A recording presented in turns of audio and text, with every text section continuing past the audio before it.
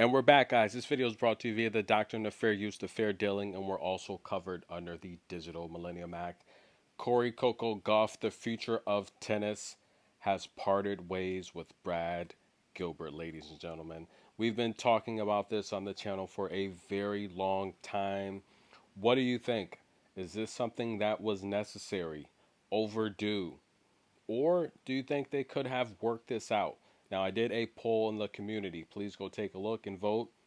Which coaching change are you most shocked with? Is it Sakri parting ways with David? Is it Osaka parting ways with Fissette? Or is it Brad Gilbert and Coco parting ways? Now, they shared some beautiful messages over Twitter. It seems like, look, it was most likely a mutual decision. But in my opinion, okay, this video will be a long video, so brace yourself. In my personal opinion, I think Brad Gilbert is an amazing coach. We all know he's had great success with Andy Roddick, Andre Agassi. We know at one point he was one of the youngest, most respected coaches on the ATP, right? He started having success at a very early age. But if you take a look at this relationship here with Coco, I don't necessarily think it was a good fit, right? Brad Gilbert, he's known for producing some of the best servers. Andy Roddick's, I think he's got the all-time fastest serve on record at a lot of tournaments, right? 140 miles per hour. He is very, very strong. Great serve. And Brad Gilbert, he likes that power game. So just watching Coco, for the most part, her entire professional career, regularly, it seemed to me that this year, this upcoming season, having Brad, and I say it all the time, Brad had the keys to this Ferrari. With Brad having the keys in the driver's seat, coaching Coco, we saw first off her come into the season very bold and jacked up. She was very strong and muscular in the upper body. The serving early on to begin to start the season was good. I felt she had the muscle to support it. But right around the Australian Open, she went on that 10 match win streak. She started to slim down, especially thereafter the Australian Open. And it that's when a lot of the faulting started, right? And I feel personally the extra muscle mass helped her early on in the season. But I say it all the time, if you're an athlete and you put on weight and muscle, something's going to compromise, especially if you're a very athletic, strong, fast type of player. And I just feel Brad Gilbert's coaching style wasn't necessarily a good fit for Coco because I say it all the time. If you play tennis, you know serving, it's tough, especially if you're serving hard and fast. And Coco has the fastest serve on record at a lot of these tournaments the last couple years. And I just feel that extra power, that extra kick on the serve, I think it compromised her in a lot of areas to where she started to not only fall in double fault, but her defense started to slack a little bit. Now, last year when Brad took over, we all know right around after Wimbledon, and in case you guys don't know how it started, Mom was involved in the process, but for the most part, Coco's dad overheard Brad, just giving some feedback on why he thought Coco lost to Sophia, what different adjustments she could have made. And Brad's a legend. We know that. So after hearing the feedback from Brad, Coco's dad, Corey, look, he said, hey, would you like to come and be a part of the team? Okay, not exactly like that, but you kind of get the drift, right? That's pretty much how the story went, right? Corey heard Brad talking about Coco, saying some amazing things, but also giving some feedback. And he's like, hey, would you like to be a part of the team? And essentially, that's really how it started, right? So nonetheless, it was, I guess you can say it was a trial type of basis. Most coaches are when players bring on new coaches. And Coco went on a tear, right? She ended up winning DC, right? She was bounced out in the quarterfinal to Pegula and Montreal, but she won Cincinnati. Her first 500, her first master, in the same year. And then she won her first slam, the US Open, right? She had a double digit win streak. She was on fire. And then she would even go deep into Beijing, making it to the semifinal on the China portion of the tour before being eliminated by Iga. Last year, even though Brad came on late, Coco won 51 matches. She went 51 and 16. As we fast forward to this year, or even right after the US Open, Rebus left the camp. And I feel personally that Rebus doesn't really get enough credit for the work that he did with Coco. Now, Rebus, look, he's very skilled, right? He trained in Spain with Nadal. We all know he was one of the coaches at his facility. He's very good with strength and conditioning. I think he's good with working on the forehand. Look at Queen Win. And I think he's good with the serve. Rivas, in my opinion, is one of the best coaches on tour. But he left the camp, I guess, due to some type of family emergency. Um, that was what was released to the press, right? But then he popped up with Queen Win. And that was very strange, right? So, me personally, look, I don't know what happened in the camp. I'm not really interested. But my perspective, my opinion, I think there was some type of clash there. And of course, everyone involved was classy about it. Nothing ever came out that pointed to a different situation happening other than what Reba said. But I could tell there was some friction there, right? Just by that story, I just don't. The story didn't mesh with me. It could be true, but it didn't really mesh with me.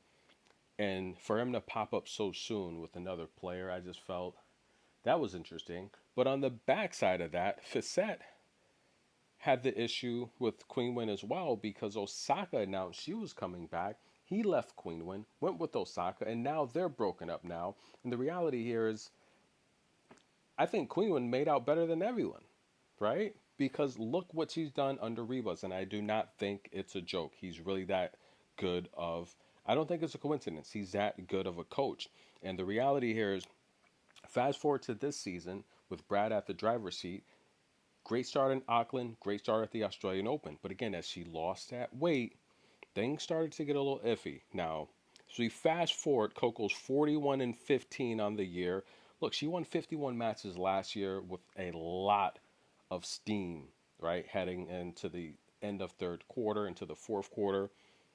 Literally, she's only 10 wins off of what she did last year, and she doesn't have as many championships. She had a better clay season this year, and she had a better grass season this year. The hard is the only difference here, and she's a hard court girl. 17 less wins on hard, but if we take a look overall, Coco's not having a bad year, right? She's been the most consistent player at the slams. I mean, that would probably have to be Sabalenka now, but with the exception of last U.S. Open that just ended, Coco's been the most consistent at the Grand Slams, right? If we, of course, factor in her U.S. Open win from a year ago. But this is the problem with Brad. I feel the serve, she's going too big on the serve. It doesn't suit her game, and it's causing a mental breakdown in so many other areas because she's feeling the pressure. She's only 20 years old, guys. As good as she is, and this is also what's sad about being so good so young. We heard Serena Williams say it. I was never that good at 15 years old. Coco is a once in a lifetime generational talent. We know that and we love Coco. We support Coco. But she's also young. Okay? Everyone feels pressure. It doesn't matter how old or experienced you are. Tom Brady, LeBron James, they all feel pressure. And Coco's only 20. And the fact that she's the face of tennis, she is the face of tennis. She's the most recognizable face in women's tennis, without a doubt. We all know that. This is a huge Coco channel. We love her. But she also has critics. She has haters. And this is what the haters are just talking about. If we take a look at last year, Coco had 219 double faults for the entire season. Ladies and gentlemen, so far this year, she has 315. She's got literally over 100 more faults than last year, and the season's not even over yet. That is way too many, ladies and gentlemen. Break that down. She's got 50 more double faults this year. That is unacceptable. And when you're coaching a player, a professional athlete, a team, or whatever, if their numbers get worse under your leadership, that's not a good fit. You have to make changes and correct that. That's your job as a coach. Coco's numbers, her serving metrics have gotten worse under Brad. It's not a good fit. That's my opinion. It's not a good fit. She has 50 more double faults this year than last year. Her average for her career doubled in double faults. It's not a good fit, ladies and gentlemen. Okay? 260 aces last year. She's got 186 so far. The first serve, 57% of her first serves in play, 60% last year. Okay. Now she is winning more of her first serves. That's interesting. She's winning 72% of her first serves this year versus 68%. Why? Because the first serve she is getting in, it's more powerful. People are having trouble returning it, but she can't get it down. 47% of her second serves won last year, 44% this year. These are some big differences, ladies and gentlemen. The one thing that's consistent is the defense. 41% of her return games won last year. She's winning 45% this year. So she is solid defensively. And listen, in case you're not familiar, Coco's the best defender in the game, metric wise. Best footwork in the game, fastest player in the game, most explosive player in the game, one of the best backhands in the game. Okay, Coco has a lot of skills. He's got a lot of talent. But I don't think this was a good fit. And I put an emphasis on this. If you're a coach and you're coaching a team and their numbers are getting worse under you, you have to make changes. And we haven't seen the changes on her serve.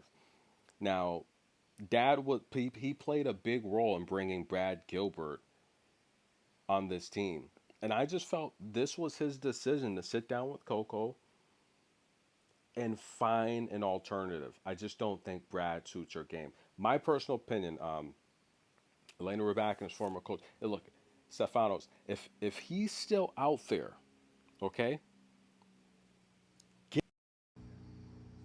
there's a little bit of controversy going on. I don't know if that's just to tarnish his name, but whatever.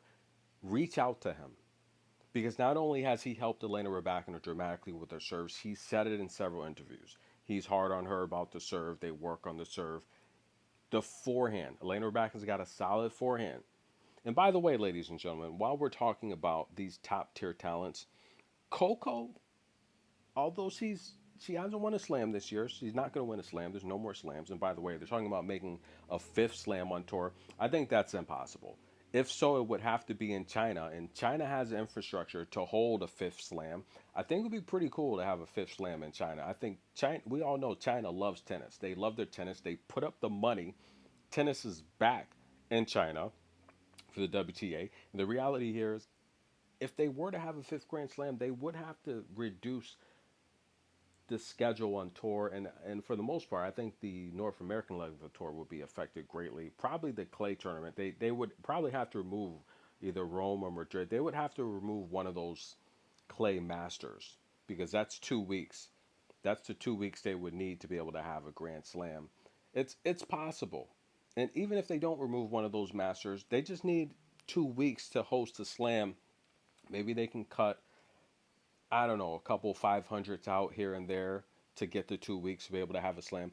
It's possible, but I just think with all the complaining from the top tier ladies, I don't see it happening. And by the way, we consider the WTA finals as a fifth slam anyways. And when we have an Olympic year, we consider the Olympics as a fifth slam anyways. But disappointing summer for Coco. She didn't win a medal. That was disappointing. And Nick Kyrgios even went as far to offer to coach her.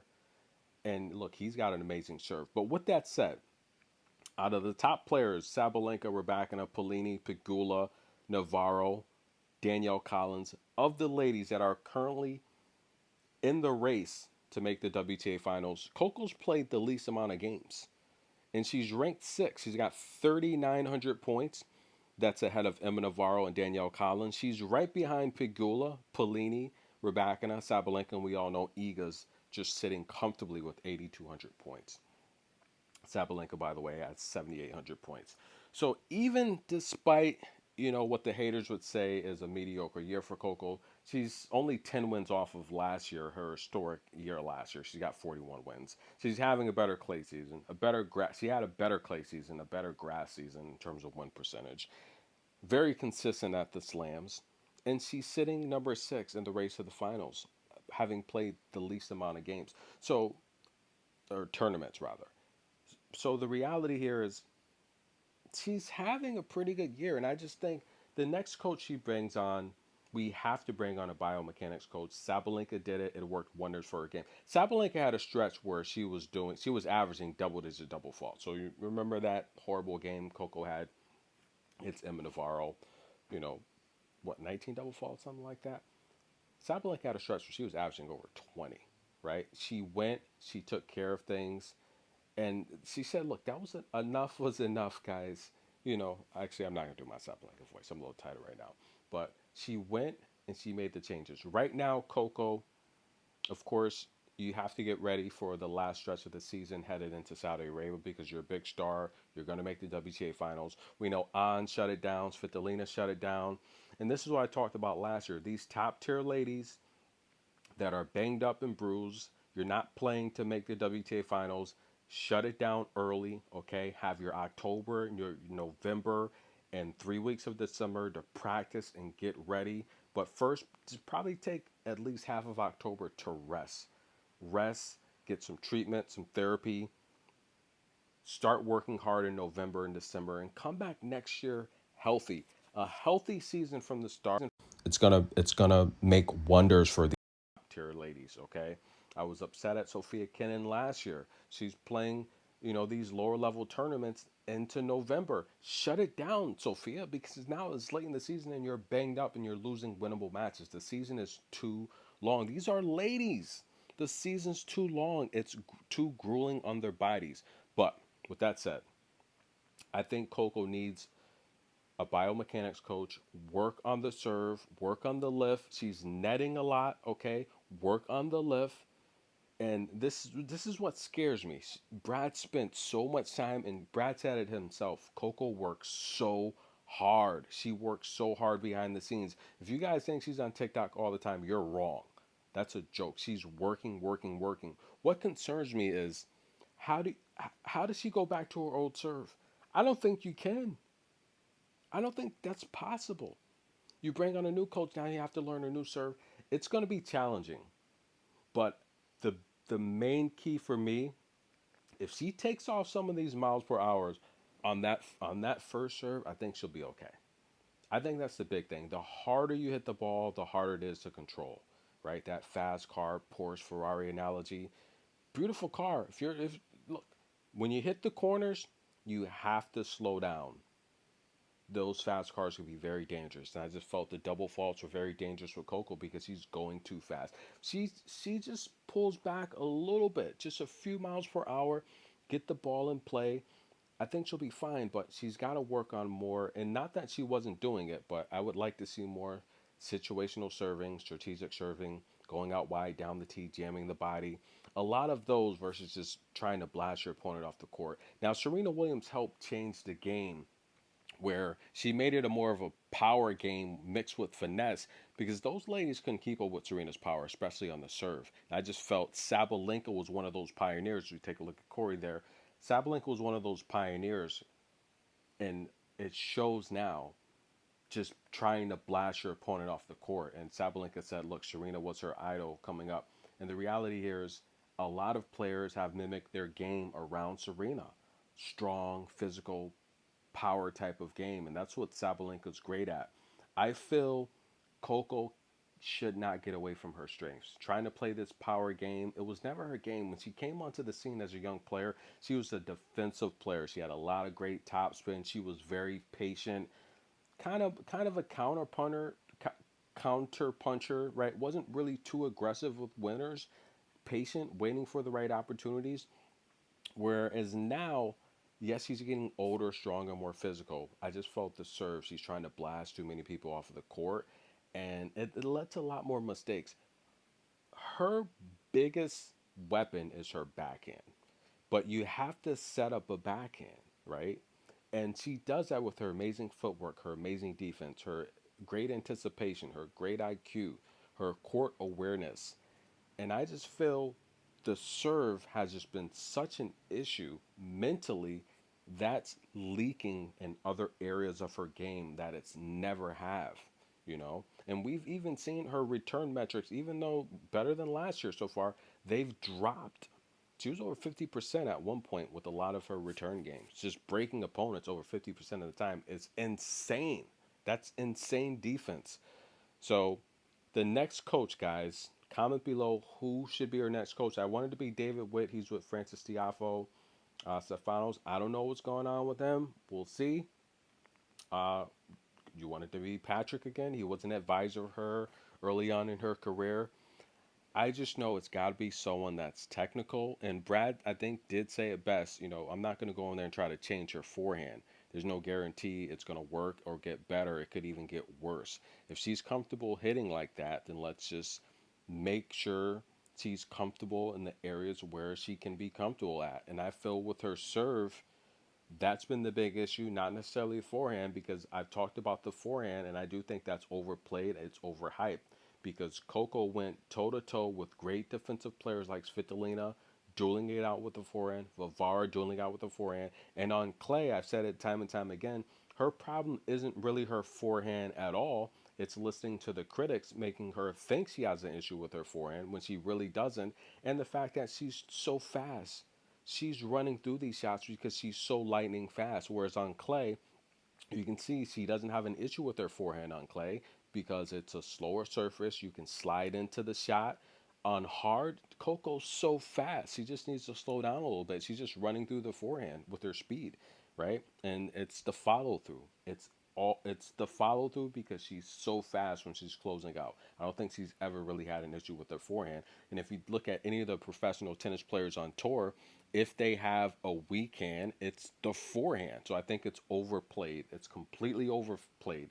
Any professional on tour, if they have a weak shot, it's normally their forehand, right? Unless you're Jessica Ponche, who just uses one hand for everything. But listen, ladies and gentlemen, comment below who's going to be Coco's new coach. Who should she get as new coach? And do you think next year will be her best year on tour? I do think so. And I think she's going to shock the world at this Australian Open. Tennis in a minute. Thank you for the love and support. We have some other tournaments to talk about. Now, I know I haven't really been keeping you up to date. I posted a couple pics in the community. Yes, my was the lock of the day yesterday. But I don't know. Why don't we do some. Look, I'll do another video. We're going to take a look at the tournaments here as we are in full swing on the Asian leg of the tour. I do want to talk about Osaka, though, and her coaching change because I think that's shocking. That's really shocking to me. And I think it's a little bit embarrassing, right? I mean, after everything that Fissette went through, leaving Queen Win, it's just the comments Queen Win made about, she felt she wanted to kill people and hurt people, allegedly, by the way. I just feel that's a tough, at least go a full season with them healthy, playing a full schedule. I felt that was, I don't know. Again, I'm not in the camp. I don't know what's going on as Coco took the loser's walk in New York, even though she's not a loser, right? We know that. Great match, Emma Navarro. I just feel that's a little bit embarrassing. It's embarrassing for both parties because the way the way he came back to work with Osaka, and of course, it's a contract. Look, you have a right to break the contract as long as you take care of your requirements for exiting that contract. That's what he did. It's not a problem. I just feel it's embarrassing for Osaka, right? Because I don't want to say she had the year's not over. I don't want to say she had a bad year. I mean, she had some big moments. She's a superstar, but she's not playing a full schedule. If she's not going to play a full schedule, Venus said it best. If you're not playing a full schedule, anyone can beat you and anyone will beat you. Now, I just feel the coaching change, getting rid of the Wim Fissette. I don't I don't think it's a classy move. I think he deserved, and again, it could have been mutual, but I think he deserved a full season with her playing a full schedule because that's the only way Osaka's going to return to peak condition, peak form, to a top 10 number one player. She plays a full schedule. Tennis is not a part time sport. And yes, we saw one mother call it quits, right? Angelique Kerber, one of my favorite players, by the way.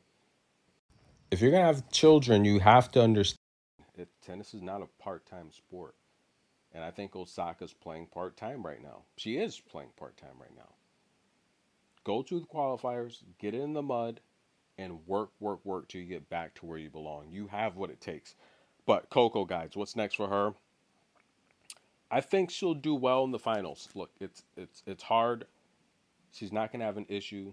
She has the skills to pay the bills. I do think with Brad out of her camp, it's now a focus where she could bring some new energy in, and she can just play carefree. You know, that serve, that big serve, really affected her game. She's 50 more double faults. I think there's going to be a load lifted off of her shoulders just knowing she doesn't have to try and execute a game plan that didn't work for her. I've looked at Coco so many times, look over at her camp, and a lot of people, they think as though she's looking for answers, possibly, but more so, I think it's looking at her camp and Brad in particular, like, look, I'm doing what it's not working. I'm doing what you're asking me. It's not working. And when you have a player as elite as Coco thinking, living in her head too much, it's not good. It's not good at all because you're taking away her instinct, her speed, her agility, her natural defense and ability to problem solve on the fly when you're trying to have her execute a game plan that doesn't work for her. And I think the great players, the Bradys, the Jordans, the LeBrons, the Kobe's, rest in peace, they take things into their own hands. And I think Coco was looking too much into the game plan that never worked for her to begin with. But she'll be back, ladies and gentlemen. The future of tennis. I'm your host, Get Energy. Comment below what's next for Coco. Who should she hire as coach? See you soon, guys.